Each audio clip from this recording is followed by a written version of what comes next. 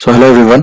आज का जो हमारा वीडियो रहेगा उसमें हम शुरू करने जा रहे हैं एनआईओएस के हिस्ट्री चैप्टर से, हिस्ट्री के टेक्स्ट बुक से हम शुरू करने जा रहे हैं चैप्टर नंबर 7, जिसका नाम है, हिंदी में अगर आप देखेंगे इसका नाम तो इसका नाम है गुप्त वंश तथा उनके उत्तराधिकारी। गुप्त वंश तथा उनके उत्तराधिकारी, ठीक है। और अगर आप इंग्लिश में देखेंगे तो गुप्तास एंड देयर सक्सेसर, तो कुछ इस प्रकार से इसका नाम है। तो आज हम इस चैप्टर को शुरू करने जा रहे हैं। इस चैप्टर में हम किन किन बातों को पढ़ेंगे, क्या क्या समझेंगे, थोड़ी सी एक रूपरेखा पहले उसकी समझ लेते हैं। जैसा कि हम सब ने, अगर आपको याद हो, इससे पहले वाला जो हमारा चैप्टर था उसका नाम क्या था? उसका नाम था मौर्योत्तर काल। अगर आपने इससे पहले वाले लेक्चर देखे हैं पूरे सीरियल वाइज तो आपको सारी बातें समझ में आएंगी। इससे पहले जो चैप्टर हमने पढ़ा है वो है मौर्योत्तर काल। मौर्योत्तर से पहले हमने कौन सा चैप्टर पढ़ा है भाई? जनपद से साम्राज्य की ओर। जनपद से साम्राज्य की ओर। जनपद से साम्राज्य की ओर। अच्छा, अगर ध्यान दे आप तो जनपद से साम्राज्य की ओर के अंदर हमने क्या क्या टॉपिक पढ़े थे? इसमें हमने एक तो पढ़ा था कि 16 महाजनपदों का उदय हुआ था, ये बात पढ़ी थी। प्लस हमने इसी में, अगर आपको याद हो तो, अशोक द ग्रेट की कहानी भी पढ़ी थी, अशोक महान की। इसमें हमने क्या पढ़ा था कि इन्होंने अपनी धम की नीति अपना ली थी। बैटल ऑफ कलिंग, कलिंग के युद्ध के बाद इन्होंने धम की पॉलिसी अपना ली थी, क्योंकि जो कलिंग का युद्ध हुआ था उसमें इतना ब्लड या रक्त बहा था कि इनका मन परिवर्तित हो गया और इन्होंने कहा भैया अब मैं लड़ाई झगड़े नहीं करूंगा, अब क्या बोलते हैं, नीति निर्देश और शांतिपूर्वक तरीके से अपने क्षेत्र में, अपने शासन प्रशासन में व्यवस्था को चलाऊंगा। मतलब जो भी मेरा क्षेत्र है मैं अपनी जनता के साथ प्रेम पूर्वक रहूंगा और किसी के साथ युद्ध नहीं करूंगा। तो इस प्रकार से इनकी नीति थी। लेकिन होता क्या है, अशोक की मृत्यु के बाद जो उसके उत्तराधिकारी रहे, उत्तराधिकारी का मतलब इनके बाद जो गद्दी में बैठे हैं वो इनके बेटे हैं, इनके बेटे का बेटा है। तो जो लोग आगे का जो कमान संभाल रहे हैं वो लोग इतने काबिल नहीं रहे, इतने सक्षम नहीं रहे अपने साम्राज्य को एक तरह से सही तरीके से चलाने के लिए। तो रिजल्ट क्या हुआ इसका कि एक टाइम पे आके मौर्य साम्राज्य का पतन हो गया, डाउनफॉल, मौर्य साम्राज्य समाप्त। आई बात समझ में? तो ये हम लोगों ने जनपद से साम्राज्य की ओर में पढ़ा था, अगर आपको याद हो। तो मौर्य साम्राज्य का जो समाप्ति होता है उसका जो समय खंड है वो क्या है, आपको याद रखना चाहिए, 200 ईसा पूर्व। क्लियर है बात? आपको ये डेट्स याद होनी चाहिए, ठीक है। 200 ईसा पूर्व में मौर्य साम्राज्य समाप्त, खत्म कहानी। अब इसके बाद क्या होता है, हमने जो पढ़ा था इसके बाद वाला जस्ट हमारा टॉपिक आ जाता है मौर्योत्तर काल। अब मौर्योत्तर काल जो आता है वो शुरू हो जाता है भाई 200 ईसा पूर्व, मतलब इस वाले समय से लेकर के कब तक, 300 ईस्वी तक। एक बात आप और समझिए, आप लोगों को ये समझ में आते हैं ईसा पूर्व और ईस्वी? आप लोगों को अगर इसका मतलब नहीं पता है तो मैं थोड़ा सा आपको ये समझा देता हूं कि इसका मतलब क्या होता है। आप लोग के उसमें क्योंकि हिस्ट्री आप पढ़ रहे हैं तो बार बार ये शब्द आते हैं, अगर आप लोगों को मालूम है, बहुत लोगों को तो अच्छी बात है, जिनको नहीं मालूम है उनके लिए मैं थोड़ा सा बता देता हूँ। देखो, जैसे मान लो अभी क्या चल रहा है, 2020, सन 2020 चल रहा है। इससे पहले सन 2019 रहा होगा, और पीछे जाएंगे 2018 रहा होगा, और पीछे जाएंगे 2017 रहा होगा। ऐसे करते करते करते करते अगर आप पूरा बैक में जाएंगे तो कभी ना कभी एक ऐसा आ जाएगा ना कि एक आ गया, कभी ना कभी तो ऐसा टाइम आएगा कि एक आ गया। अगर आप आज 2020 से एक साल पीछे जाएंगे 2019, और एक साल पीछे 2018, और एक साल पीछे 2017, और एक साल पीछे 2016, और एक साल पीछे 2015, 14, 13, 12, उल्टी गिनती करते करते करते कभी ना कभी आप 1 पे आ जाएंगे। बराबर है बात? इतनी समझ में आ रही है? तो इसमें क्या माना जाता है कि जो एक है, ये एक, अगर एक पे तो आप आ गए, अब एक से पहले क्या आएगा? एक से पहले क्या आएगा? एक से पहले आपकी उल्टी गिनती चलेगी यहां से माइनस में, लेकिन हम लिखेंगे नहीं इसको माइनस में। तो यहां पर क्या माना जाता है? यहां पर माना जाता है ईसा मसीह को, ईसा मसीहा का जन्म यहीं पर है। तो जो इससे पहले का समय हुआ, इस एक से पहले का जो समय हुआ उसको बोला जाता है ईसा पूर्व। और इसके बाद जो समय आ रहा है मतलब 2, 3, 4, 5, इसे क्या बोला जाता है? ईसवी। मतलब एक से लेकर के, एक को भी ईसवी बोलेंगे, दो को भी ईसवी, तीन को भी ईसवी, चार को भी, 5, 6, 7, 8। तो इस एक से जो शुरू होगा वो हो जाएगा ईसवी, एक से पहले जो शुरू हो जाएगा वो हो जाएगा ईसा पूर्व। तो ये कुछ बेसिक बातें थी जो आपको पता होनी चाहिए थी कि ईसवी और ईसा पूर्व का मतलब क्या है। तो मतलब कोई अगर हम ये कहते हैं कि 200 ईसा पूर्व, अगर हम कहते हैं 200 ईसा पूर्व से लेकर के 300 ईसवी तक, तो आप इसे काउंट करेंगे तो ये कितना आएगा? आप यहां पर 1 को लेके चले, 1 से पीछे कितने साल करें? यहां से 200 साल ये कर दिए भाई। 1 से अगर आप बैक में जा रहे हैं तो -199, -198, 197, ऐसे करके आप टोटल काउंटिंग करेंगे तो 200 साल तो ये हो गए। और 1 से लेकर 300 कितने साल हुए? 300 साल ये हो गए। बात क्लियर है? और अगर आप इन दोनों को जोड़ दें तो टोटल साल आपके आ जाएंगे 500 साल। क्लियर है? ऐसा ही कुछ है जो हम इसमें पढ़ेंगे अपने 500 ईयर। तो अब आप इसमें देखिए, मौर्योत्तर काल में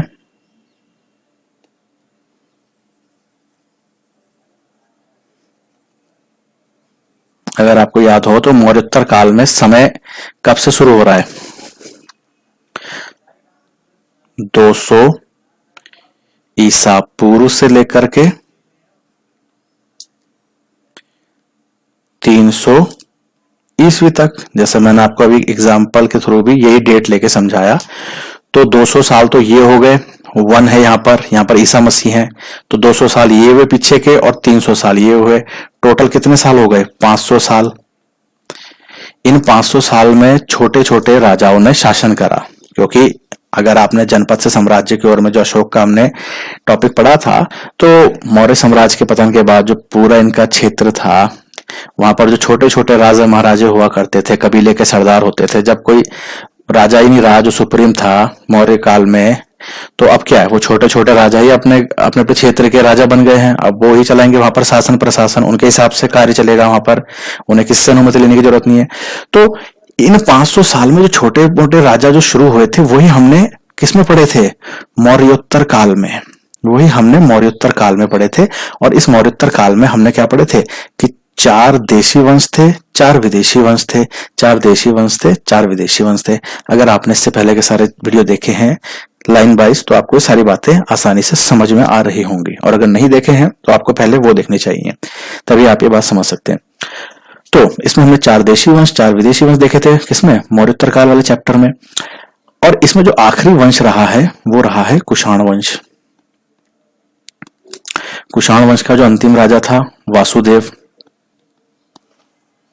इसकी समाप्ति के बाद अगेन वही कंडीशन हो जाती है जो मौर्य साम्राज्य की समाप्ति के बाद हुई थी, कि छोटे छोटे राजे महाराजे जो अपने अपने क्षेत्र के थे, जो पहले राजा को रिपोर्ट करते थे, अपने अपने एक एरिया बटे हुए थे उनके, अब राजा तो रहा नहीं, तो अपने एरिया को खुद ही राजा बन गए, एक तरह से शासन प्रशासन वही चलाएंगे।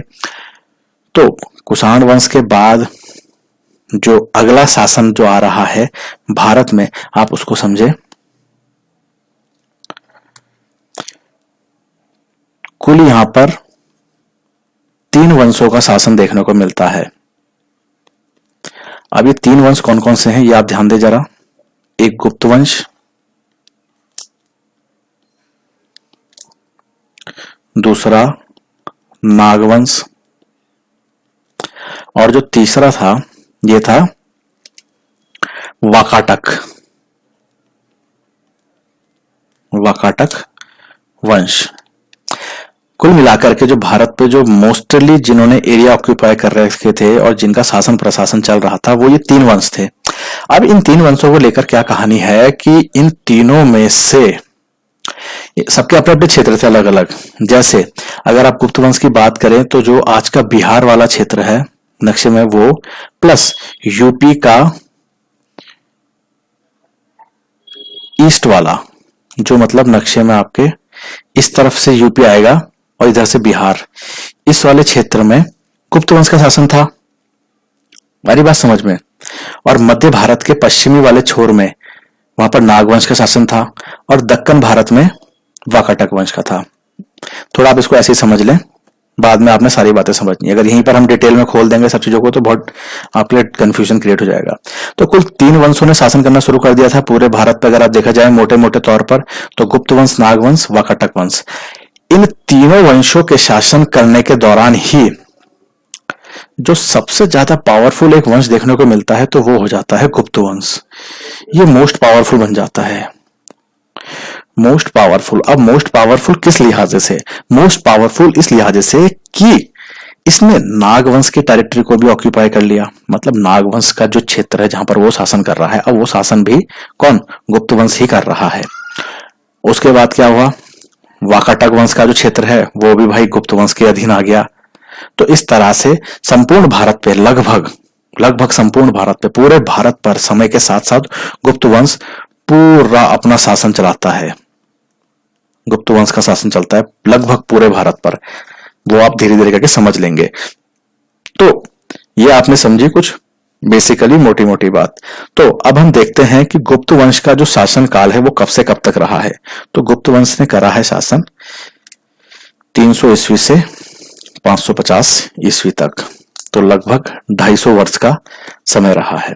250 वर्ष तक गुप्त वंश ने शासन करा है, और उसके बाद फिर अलग अलग और शासन हमने देखने को मिलते हैं, जिसमें चालुक्य और पल्लवास है, वो हम आगे पढ़ेंगे। ठीक है, तो आपको पहले कालखंड याद रखना है, मतलब टाइम ड्यूरेशन कब से कब तक करा। तो 300 ईस्वी से 550 ईस्वी तक गुप्त वंश शासन करता है, और इसी दौरान वो नागवंश, वाकाटक वंश वाला क्षेत्र भी अपने अंदर ऑक्यूपाई कर लेता है। और किन किन तरीके से ऑक्यूपाई करता है, लड़ाई करके करता है या और नए नए तरीके होते हैं, वो सब चीजें हम इस चैप्टर में आगे पढ़ने जा रहे हैं। ठीक है, तो चलो आगे पढ़ते हैं गुप्त काल के बारे में डिटेल से। गुप्त काल का जो गुप्त वंश है उसके बारे में। तो गुप्त वंश का जो संस्थापक है, जिसे कहा जाए अगर फाउंडर कौन है, तो इनमें जो आता है सबसे पहला नाम वो आता है श्रीगुप्त का। श्रीगुप्त का ये नाम है, श्रीगुप्त। ठीक है, और ये वैश्य वर्ण के थे। ठीक है, तो श्रीगुप्त को माना जाता है गुप्त वंश का संस्थापक। इनके बाद जो अगला राजा बनता है गुप्त वंश से, उसका नाम है घटोत्कच। अगला जो बनता है श्रीगुप्त के बाद वो बनता है घटोत्कच, और ये बेटा है श्रीगुप्त का। ठीक है, तो आप ध्यान से देखते रहें बातों को, आपको बहुत इजी वे में मैं समझा रहा हूं। ठीक है, तो आप भी थोड़ा अपनी तरफ से ध्यान लगाएं। अगला जो बन जाता है घटोत्कच। अब घटोत्कच की बात क्या होती है कि इसके पास राजा की उपाधि थी, ये राजा कहलाता था।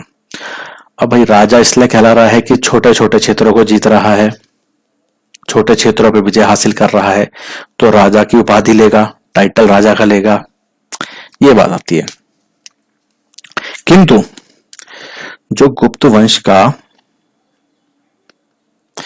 वास्तविक संस्थापक कहा जाता है, जिसने गुप्त वंश की शुरुआत करी, उसको इतने बड़े बड़े मकाम पर पहुंचाया, उसका नाम आता है, जो फर्स्ट आता है गुप्त वंश का नाम जिसको कहा जाता है वैसे, तो वो है चंद्रगुप्त। चंद्रगुप्त प्रथम। अब यहां पर आप एक बात देखिए, ये चंद्रगुप्त नाम आपने मौर्य साम्राज्य में भी पढ़ा है, तो लेकिन ध्यान से समझे वहां पर क्या था, चंद्रगुप्त मौर्य। चंद्रगुप्त मौर्य। तो इतिहासकारों ने क्या करा है, जो नाम रहे हैं उन नाम के आगे फर्स्ट, सेकंड, थर्ड, फोर्थ जरूर लिखे हुए हैं। नामों से आप लोगों को कंफ्यूज नहीं होना है। तो गुप्त वंश का रियल फाउंडर चंद्रगुप्त प्रथम को कहा जाता है। अब कहा जाता है तो इन्होंने कुछ करा होगा, है ना। तो गुप्त वंश का असली फाउंडर किसको, चंद्रगुप्त वंश को कहा जाता है, चंद्रगुप्त प्रथम कहा जाता है। वैसे गुप्त वंश की स्थापना श्रीगुप्त ने करी है, उनके बाद उनका बेटा घटोत्कच आता है। घटोत्कच राजा की उपाधि धारण किया हुआ था, मतलब इसे राजा कहलाते थे क्योंकि ये छोटे छोटे क्षेत्रों को ही जीत सका था, काफी बड़े स्तर पर अपने एम्पायर को पहुंचा नहीं पाया था। तो मुख्य इंपॉर्टेंट जो रखता है अपनी अहमियत, गुप्त वंश में तो उसका नाम है चंद्रगुप्त प्रथम। इसी ने ही बहुत बड़े बड़े कार्य करे हैं गुप्त साम्राज्य को फैलाने में, बाकी क्षेत्रों को गुप्त वंश के अंतर्गत लाने में। इसीलिए इसका नाम रियल फाउंडर के रूप में भी जानते हैं, तो चंद्रगुप्त प्रथम है। तो अब हम पढ़ेंगे चंद्रगुप्त प्रथम के बारे में इंपॉर्टेंट बातें। इतिहास में सिर्फ उन्हीं के बारे में जिक्र किया जाता है जिन्होंने वास्तविक रूप से खूब बड़ा योगदान दिया हो। जो छोटे मोटे राजा हैं, कुछ करा नहीं है, तो उनके बारे में इतना डिटेल में नहीं दिया जाता है। तो चंद्रगुप्त प्रथम, चंद्रगुप्त प्रथम, इनका जो शासन काल है, मतलब कब से कब तक इन्होंने शासन करा है, तो वो टाइम है, थोड़ा सा आप देखें, 319 से 334 ईस्वी तक, 319 से 334 तक। ठीक है। तो जैसे मैंने आपको पहले भी बताया कि जो घटोत्कच था इससे पहले वाला, उसने अपने साम्राज्य को इतने बड़े स्तर पर नहीं फैला पाया था और एक छोटे से राजा की उपाधि धारण किया हुआ था, किंतु अपने साम्राज्य को बड़े स्तर पर फैलाना, बाकी क्षेत्रों को जीतना, उनको गुप्त साम्राज्य का हिस्सा बनाना, इस कारणवश जो सारे काम बड़े बड़े करे थे शुरुआती दौर पर, बड़े बड़े योद्धाओं वाले, तो वो किसने करे थे? चंद्रगुप्त मौर्य ने, चंद्रगुप्त प्रथम ने। इसीलिए इनको रियल फाउंडर या इनको असली संस्थापक इन्हीं को बोला जाता है। अच्छा, अब जब इन्होंने इतने बड़े बड़े स्तर पर अपने साम्राज्य को फैलाया है, तो इनके लिए एक उपाधि थी इनकी, तो वो आप याद रखें, महाराजा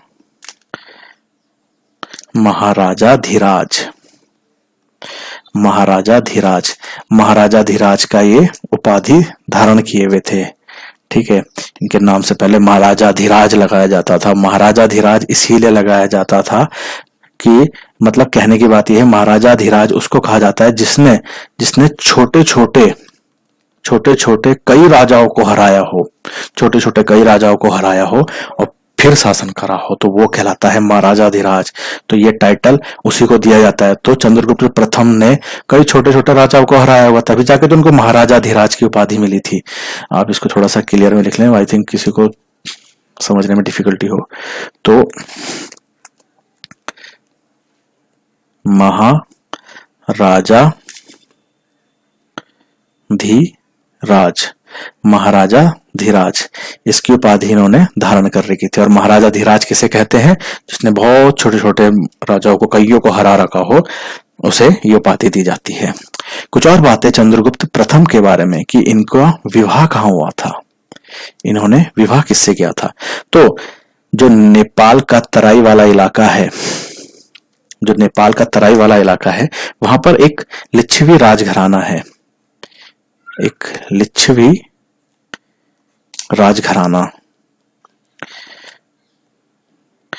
राजघराना है और यहीं की एक राजकुमारी थी, यहीं की राजकुमारी से इन्होंने विवाह करा था। और उस राजकुमारी का जो नाम था, वो नाम था कुमार देवी। क्या नाम था? कुमार देवी। तो चंद्रगुप्त प्रथम ने कई छोटे छोटे राजा महाराजाओं को हरा करके उनके क्षेत्र पे गुप्त वंश का एक तरह से स्टैंप लगा लिया कि भाई ये वाला क्षेत्र भी अब गुप्त वंश का है।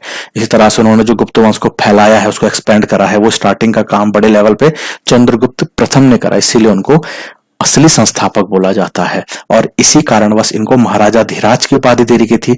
विवाह के लेवल पे अगर हमने बात करी तो इन्होंने एक लिच्छवी राजघराना है, वहां की जो राजकुमारी है कुमार देवी, उनसे इन्होंने विवाह करा था। और इस विवाह की जानकारी हमें कहां से मिलती है? तो इन्होंने सिक्के चलवा रखे थे, जो राजा महाराजा उस टाइम के सिक्के चलवाते थे, और सिक्कों में इन्होंने इस बात को दर्शाया है। वैवाहिक रिश्तों से जैसे मैंने आपको बताया था पहले वाले वीडियोस में भी, वैवाहिक रिश्तों से राजा महाराजाओं का क्या होता था।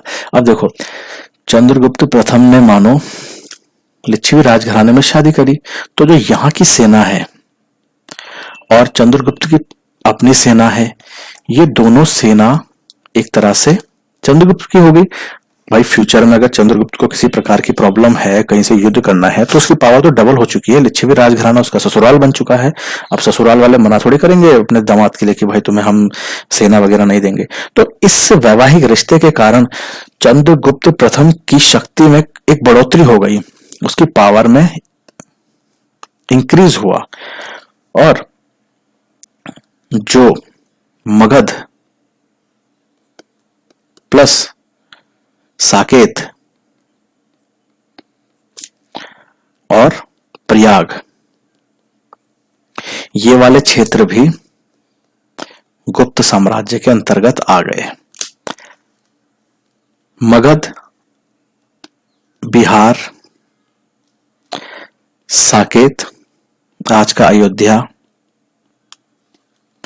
प्रयाग आप सभी को याद है, कुछ टाइम पहले तक इसको इलाहाबाद के नाम से जानते थे, लेकिन अभी फिर से इसको प्रयागराज कर दिया है। और उस टाइम बोल भी रहे थे, अगर आपने ध्यान दिया तो, कि प्राचीन काल में इसका नाम, इलाहाबाद का नाम प्रयाग ही था। तो ये 3 क्षेत्र एक तरह से चंद्रगुप्त प्रथम ने ऑक्यूपाई कर लिए थे। अपनी जो वैवाहिक समझौता था, वैवाहिक समझौते के फलस्वरूप उनको इस चीज में फायदा मिला था। चलिए अब इसमें आगे देखते हैं कि चंद्रगुप्त प्रथम के बाद अगला राजा या शासक कौन बनता है, उसके बारे में देखते हैं।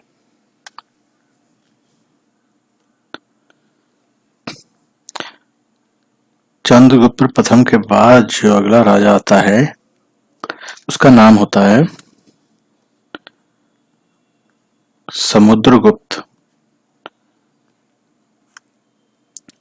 चंद्रगुप्त के बाद अगला शासक आता है समुद्रगुप्त। इसका समय कब से कब तक है शासन करने का? 335 ईस्वी से लेकर के 375 ईस्वी तक। तो यह है समुद्रगुप्त का समय। अब इतिहास में इनको, समुद्रगुप्त को नेपोलियन भी कहते हैं। नेपोलियन। अब नेपोलियन क्यों कहते हैं? तो नेपोलियन को लेकर के ये बात है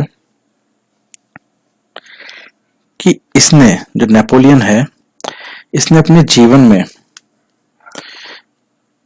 सिर्फ एक युद्ध, जिसका नाम है वाटरलू का युद्ध, जिसे आप बैटल ऑफ वाटरलू कहते हैं, या वाटरलू का युद्ध, सिर्फ ये इस एक युद्ध को हार रखा है ये नेपोलियन अपने जीवन में। इसके अलावा ये कोई युद्ध नहीं हारा है जो नेपोलियन है, ठीक है। लेकिन जो हमारा समुद्रगुप्त है भारत का, ये तो एक भी युद्ध ऐसा नहीं है जिसे हारा हो, ये 100% जीता है सारे के सारे युद्ध। तो समुद्रगुप्त को इसीलिए भारत का नेपोलियन भी कहते हैं, क्योंकि इसने आज तक कोई युद्ध हारा ही नहीं है। ये अपने आप में बहुत बड़ी बात है।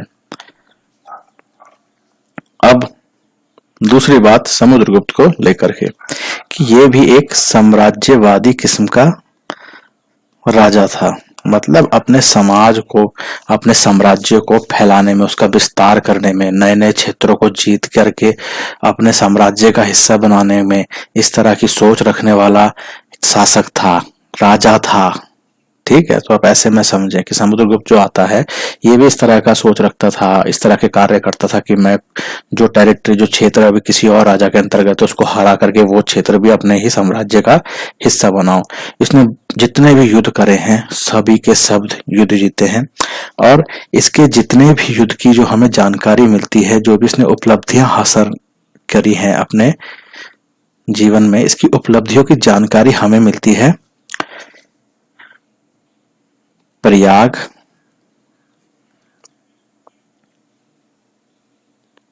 प्रशस्ति, प्रयाग प्रशस्ति अभिलेख से। प्रयाग प्रशस्ति अभिलेख से हमें जानकारी मिलती है किसकी? समुद्रगुप्त की उपलब्धियों के बारे में, कि उसने कितने कितने राजाओं को, कितने कितने महाराजों को, कितने कितने क्षेत्रों को जीता है, और सभी क्षेत्रों को जीता है। आज तक कोई युद्ध ऐसा नहीं है जिसे समुद्रगुप्त हारा हो, ठीक है। तो ये बात ध्यान रहे। और ये सब जानकारी हमें मिल रही है प्रयाग प्रशस्ति का एक अभिलेख। और ये कहां पर है भाई स्थापित? ये आपको दिखेगा इलाहाबाद में। मतलब अगर आप आज का नाम ले तो प्रयागराज में। तो कुल मिलाकर कहने वाली बात यह है कि समुद्रगुप्त की जो उपलब्धियां हैं, जो उन्होंने विजय हासिल करी हैं, जिन बातों से ये मालूम होता है कि आज तक वो कभी कोई युद्ध हारे ही नहीं हैं, लगभग 100% जितने भी युद्ध हैं वो सब के सब जीते हैं। ये सब जानकारी प्रयाग प्रशस्ति अभिलेख से मिलती है जो प्रयागराज में है। अब एक सवाल आपके दिमाग में होगा कि अभिलेख का मतलब क्या होता है। देखिए, आप बात समझिए, अगर आपने कभी किसी पार्क में गए हों, किसी मंदिर में गए हों, या कहीं भी आपने अगर आप ध्यान दिया हो, मान लो आपने कहीं पर देखी है महात्मा गांधी जी की मूर्ति लगा रखी है, तो उसके नीचे आप देखे होंगे कि एक पत्थर सा होता है, उसमें कुछ बातें गोद गोद कर लिखी रहती हैं, मतलब खुदाई कर करके उसमें लिखी रहती है। बहुत से घरों में आपने नेम प्लेट देखी होगी कि मार्बल की प्लेट होती है, उसमें नाम जो होता है वो खुदाई करके लिखा रहता है। तो अभिलेख का मतलब ये हुआ कि कोई भी ठोस चीज, चाहे कोई पत्थर हो, चाहे कोई लोहा है या तांबा है, या कोई भी ठोस चीज पे जब किसी बात को खोद खोद कर लिखा जाता है तो उसे क्या कह दिया जाता है, अभिलेख। तो प्रयाग प्रशस्ति अभिलेख है एक इलाहाबाद में, उसमें इन्हीं सब बातों का वर्णन है, मतलब लिखा गया है कि समुद्रगुप्त ने किन किन उपलब्धियों को अपने कार्यकाल में अचीव करा है। ये सब बातें इसी में देखने को मिलती है जो समुद्रगुप्त के बारे में हमें जानकारी होती है। समुद्रगुप्त के बारे में इन अभिलेखों से हमें बहुत सी बातें जानने को मिलती हैं, जैसे कि अगर आप ये देखें भारत का नक्शा, तो जो गुप्त साम्राज्य है वो लगभग यहां पर से शुरू होता है, या गुप्त वंश की शुरुआत यहां पर से हो रही है, लेकिन चेन्नई तक, यहां से लेकर यहां तक का जो शासन है ये किसने अचीव करा है, समुद्रगुप्त ने। अब आप भारत के नक्शे में देख रहे हैं, कहां तो आपका बिहार और यूपी का ईस्टर्न एरिया हो गया, कहां चेन्नई हो गया, यहां से यहां तक का क्षेत्र जो अलग अलग शासकों के पास है, उनके साथ युद्ध करके उसको विनिंग, जीतना, विजय हासिल करनी बहुत बड़ी बात है, जो कि समुद्रगुप्त ने करी थी। और अपने क्षेत्र से ये चेन्नई तक का जो क्षेत्र है जिसका नाम है सुदूर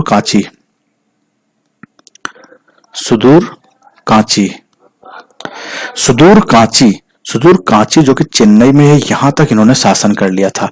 और इस बीच में इन्होंने नागा वंश को हराया, प्लस 12 छोटे छोटे जो राजा महाराजे पड़े होंगे इन वाले क्षेत्रों के बीच में, इनको भी हराया। तो सोचिए आप, कितनी बड़ी बात है, ये कितना महान योद्धा रहा होगा समुद्रगुप्त, जिसने अपने शासन को, अपने साम्राज्य को इतने दूर तक फैलाया। इसीलिए इसे नेपोलियन भी कहा जाता है। तो आप बात ध्यान रखें, ये सब बातें जो हम आपको बता रहे हैं, ये हम लोग पढ़ रहे हैं, हमारी पुस्तकों में लिखा है। ये अधिकांश जानकारी हमें कहाँ से मिल रही है, प्रयाग प्रशस्ति अभिलेख से, जो कि इलाहाबाद में स्थित है, जो मैंने आपको अभी बताया। लेकिन अब आप यहाँ पर ये देखिए, जैसे मैंने आपको बताया कि यहां से यहां तक जो इन्होंने क्षेत्र जीता है, ये तो बात क्लियर कट है। और एक बात आप और सोचिए कि समुद्रगुप्त का जो वर्चस्व था, जो उसका एक तरह से ऑरा था, जो उसकी एक तरह से उसकी योद्धा की जो एक तरह से पॉपुलैरिटी इतनी हो चुकी थी कि जो छोटे मोटे उसके क्षेत्र के आसपास के राजे महाराजे थे, ये यहाँ पर था। तो यहाँ पर आप अगर पंजाब, हिमाचल, हरियाणा, इस तरफ के जो क्षेत्र हैं, इस वाले जोन के, जो वेस्ट वाला है, मतलब पश्चिम वाला जो भारत है, यहाँ के जो छोटे छोटे ऐसे, मतलब मान के चलो आप 10-12 राजा महाराजा ऐसे हुए कि जो खाली उसका नाम से इतने भयभीत हो चुके थे कि उन्होंने युद्ध तो करा ही नहीं, पहले ही हार मान ली और उसकी अधीन आने के लिए अनुमति दे दी कि भाई ठीक है, हम अब गुप्त वंश के अधीन है, हम जो भी होगा टैक्स वगैरह अपने क्षेत्र का कलेक्ट करके आपको टाइम टाइम पे पहुंचाते रहेंगे। तो ये था समुद्रगुप्त का एक तरह से वर्चस्व। उसकी जो वीरता के किस्से थे वो इतने महान थे कि बहुत से क्षेत्रों ने तो उससे युद्ध भी नहीं करा और खाली डर के मारण वैसे ही उसके सारे आदेशों का पालन करने के लिए अपनी सहमति जता दी। तो ये बातें जो हैं, ये सब बातें हमें कहां से पता चल रही हैं? ये सब बातें हमें पता चल रही हैं प्रयाग प्रशस्ति अभिलेख से, जो कि इलाहाबाद में है। आपको ये बातें मालूम होनी चाहिए। और जैसा कि मैंने आपको बताया कि यहाँ इससे पहले कि इन्होंने चेन्नई तक पे शासन कर लिया था और इस बीच में इन्होंने नागा वंश को हराया, प्लस 12 राजाओं को भी हराया। तो ये सब बातें भी हमें प्रयाग प्रशस्ति अभिलेख से मालूम होती है। मैंने आपको यहाँ पीछे बताया था ना, देखो यहाँ पर ये प्रयाग प्रशस्ति, ये नाम आपको याद रखना है। जब भी समुद्रगुप्त के बारे में कुछ लिखने को आए तो ये जरूर लिख देना, ये बहुत इंपॉर्टेंट है। हाँ, तो इस तरफ वाला तो मैंने आपको बता दिया कि जो इस वाले क्षेत्र में थे, पश्चिम भारत का जो छोर था, ये तो नाम से ही डर गए थे। किसके? समुद्रगुप्त के, कि भाई हम पहली हार मानते हैं, जो भी हमने आपको देना होगा हम आपको बिना लड़ाई करे ही वैसे दे देंगे। और जो चेन्नई तक वाला क्षेत्र था, यहाँ तक समुद्रगुप्त आ चुका था, लेकिन अब समुद्रगुप्त इस चिंता में पड़ गया कि भाई मैं तो बैठा हूं एक तरह से पूर्व भारत में, भारत के पूर्वी छोर पे, और कहाँ ये दक्षिण भारत का छोर आ गया। अब यहाँ पर राजा बैठा हुआ, वो यहाँ तक के टेरिटरी को कंट्रोल कर सकता है क्या? इस बात में रियलिटी दिखती है आपको? अगर वो जीत भी जाता तो यहाँ तक उसकी एक तरह से इंफॉर्मेशन सही से नहीं पहुंच पाती। तो उसने क्या करा, राजा ने अपनी उदारता दिखाई, दया दिखा दी कि भाई ठीक है, जो ये चेन्नई तक के जो छोटे मोटे राजा पड़े हैं बीच में, तुम लोग एक काम करो, तुम्हें मैं वापस तुम्हारे जो भी क्षेत्र हैं, तुम्हारे जो भी टेरिटरी मैं तुम्हें वापस करता हूँ, बस तुम मेरे अधीन आ जाओ और मेरी हुकूमत एक्सेप्ट कर लो। अब तुम मेरे अंडर आ चुके हो, और जो तुम्हारे क्षेत्र में जो तुम कमाई करोगे, टाइम टाइम पे मुझे एक तरह से टैक्स देते रहना, इसी में तुम्हारी भलाई है। और सबने हाथ जोड़ करके मान लिया। अब यहाँ के राजा तो मानेंगे ही ना भाई, इनके हाथ से तो राजकाज सब जा चुका था। वो तो समुद्रगुप्त ने दिखा दी थोड़ी सी दरिया दिली कि भाई चलो ठीक है, तुम रह लो, अब जीत तो मैं चुका हूं, तुम मेरे अंडर हो, जैसा जैसा टाइम टाइम पे टैक्स देते रहना और मेरे सारे आदेशों का पालन करोगे। तो सबने सहमति जताई। एक तरह से एक समय ऐसा था कि लगभग पूरा भारत ही जो था, लगभग पूरा भारत, वो गुप्त वंश के अंतर्गत आ चुका था। तो आप यही देख रहे हैं गुप्त वंश में किस तरह से, एक तरह से आप देखिए कि फैलाव होता जा रहा है, साम्राज्य का विस्तार होता जा रहा है धीरे धीरे। कहाँ ये लोग एक छोटे से क्षेत्र में थे और कहाँ आप देखिए कि दक्षिण भारत के छोर तक आ चुके हैं। तो ये सब बातें थी, और ये सब बातें हमें कहाँ से मालूम पड़ रही हैं? मैंने आपको पहले भी बताया, अगर आप दोबारा से ध्यान दें तो ये नाम आपको भूलना नहीं है। ये नाम क्या नाम है, इसे याद रखें, प्रयाग प्रशस्ति अभिलेख। ठीक है, ये बात हुई। ये सब जानकारी हमें इसी से मिल रही है लगभग। अच्छा, अब समुद्रगुप्त के बारे में एक और बात कि इसने अश्वमेध यज्ञ भी कराता था। ये मतलब इसने एक अश्वमेध यज्ञ भी कराया है। इसमें क्या होता था कि जो राजा होता था, अब समझो ये भारत है, फॉर एग्जाम्पल के लिए है ये, और ये है समुद्रगुप्त का एरिया। अब ये क्या करेंगे, ये तो टेरिटरी इनकी, और ये बाकी टेरिटरी समझ लो सब अलग अलग लोगों की, पता नहीं कौन कौन है। ठीक है, ये मैं आपको एग्जाम्पल के लिए दे रहा हूं खाली, अश्वमेध यज्ञ का मतलब क्या होता था।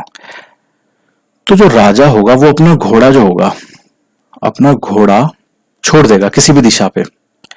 अब जहां तक ये घोड़ा दौड़ते हुए जा रहा है, अभी दूसरों की टेरिटरी के अंदर एंटर कर रहा है, ये समुद्रगुप्त का जो क्षेत्र है उसको पार करके दूसरे राजा महाराजाओं के क्षेत्रों में एंटर कर चुका है।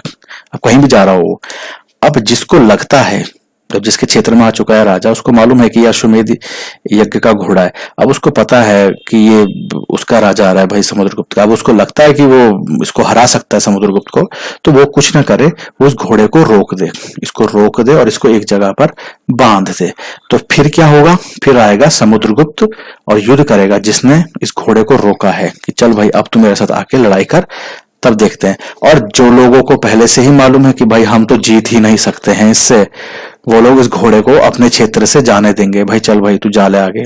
और ऑटोमेटिकली जिस एरिया से घोड़ा पास हो गया, वो एरिया बिना लड़ाई करे ही समुद्रगुप्त का हो चुका है। तो इन्होंने अश्वमेध यज्ञ भी कराए थे, ये बात आपको याद होनी चाहिए। ठीक है,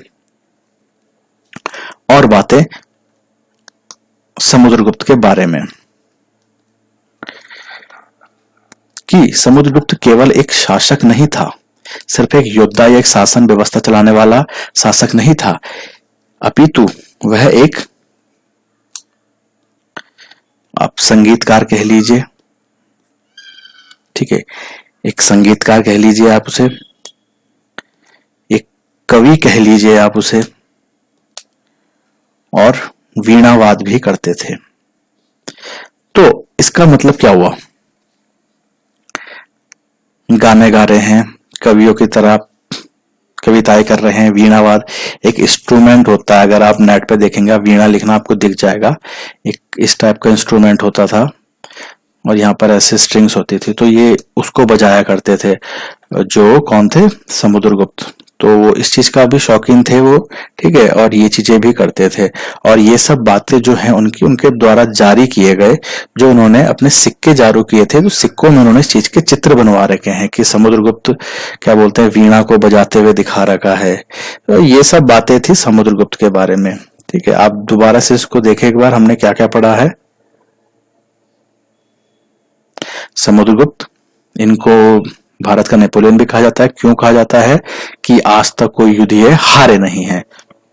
ठीक है, इन्होंने 100% जीत हासिल करी है। जितने भी युद्ध हुए हैं सब में लगभग इन्होंने जीत हासिल करी है, और ये साम्राज्यवादी किस्म के राजा रहे हैं। अपने क्षेत्र का विस्तार करने में इनकी हमेशा से रुचि रही है, और ये सब जानकारी की इन्होंने इतनी उपलब्धियां हासिल करी हैं, कहाँ कहाँ जीत हासिल करी है, ये सब जानकारी हमें मिल रही है प्रयाग प्रशस्ति अभिलेख से, जो कि है प्रयागराज में। अगर आप इलाहाबाद बोले तो पुराना नाम था, जो वहां पर ये स्थित है। ठीक है, आगे जो समुद्रगुप्त है उसने अपने क्षेत्र का विस्तार, आप लगभग मान के चलिए चेन्नई का जो सुदूर कांची नाम का जगह है, यहां तक फैला चुके थे। और इस बीच में एक नागा वंश और 12 राजा जो छोटे मोटे थे उनको उन्होंने युद्ध में हरा दिया था। किंतु बाद में उन्होंने क्या कहा कि अपनी उदारता दिखाते हुए, दया दिखाते हुए इन लोगों को इनके राज्य, इनके क्षेत्र वापस कर दिए इन राजाओं को, इस शर्त पर कि तुम लोग अब मेरे अधीन हो, और तुम्हारी जितनी भी टेरिटरी है, इससे तुम जो भी रिवेन्यू, जो भी चीजें तुम इनकम करोगे, टाइम टाइम पे मुझे टैक्स देते रहोगे। और कुछ एक क्षेत्र मैंने आपको ऐसे बताया कि जो पश्चिम भारत वाला क्षेत्र है, जिस तरफ आपका हरियाणा, गुजरात और इस तरफ वाला क्षेत्र आ जाता है, इन लोगों ने तो पहले ही नाम ही सुन करके, भाई हम लड़ाई नहीं करेंगे, हम पहले से आपकी गुलामी मंजूर करते हैं, एक तरह से हम आपके अधीन आ चुके हैं। ठीक है, और इसके बाद हमने ये भी देखा कि समुद्रगुप्त ने एक अश्वमेध यज्ञ भी कराया था। अश्वमेध यज्ञ में मैंने आपको समझाया कि जो राजा होता था वो अपना घोड़ा किसी एक अनविंड, जो क्षेत्र उसका नहीं है, जो जीता हुआ क्षेत्र नहीं है, वो क्षेत्र की तरफ से छोड़ देगा। और अगर उस क्षेत्र का राजा ये सोचता है कि वह समुद्रगुप्त से लड़ना चाहता है, तो वो उस घोड़े को रोक देगा और बांध देगा। फिर समुद्रगुप्त आएगा, उस दोनों के बीच में युद्ध होगा, और जो युद्ध में जीतेगा उसी का वो क्षेत्र होगा। और अगर आपने घोड़ा नहीं रोका तो ऑटोमेटिकली भाई आपने हार मान ली, और जिस जिस एरिया से घोड़ा गुजरता जा रहा है, गुजर गया है, वो एरिया ऑटोमेटिकली समुद्रगुप्त का हो गया। तो समुद्रगुप्त ने एक तरह से अश्वमेध यज्ञ भी कराया था, इसकी भी हमें जानकारी मिलती है।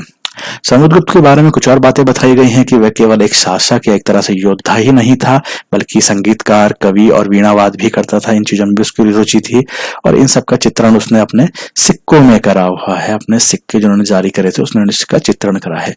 तो यहाँ पर बात खत्म हो जाती है समुद्रगुप्त के बारे में। अब समुद्रगुप्त के बाद अगले कौन कौन से शासक आते हैं, कौन कौन से राजा महाराजा आते हैं भाई गुप्त वंश में, वो हम इसके बाद वाले वीडियो में देखेंगे। यहां तक मुझे उम्मीद है आप लोगों को अच्छी तरह से बातें समझ में आ गई होंगी। जो पूरे चैप्टर का सार है वो आपको आसान भाषा में, बहुत आसान तरीके से आपको समझाने का प्रयास है, और मुझे उम्मीद है कि आप लोगों को भी इससे मदद जरूर मिल रही होगी। तो मिलते हैं इसके बाद वाले पार्ट में। धन्यवाद।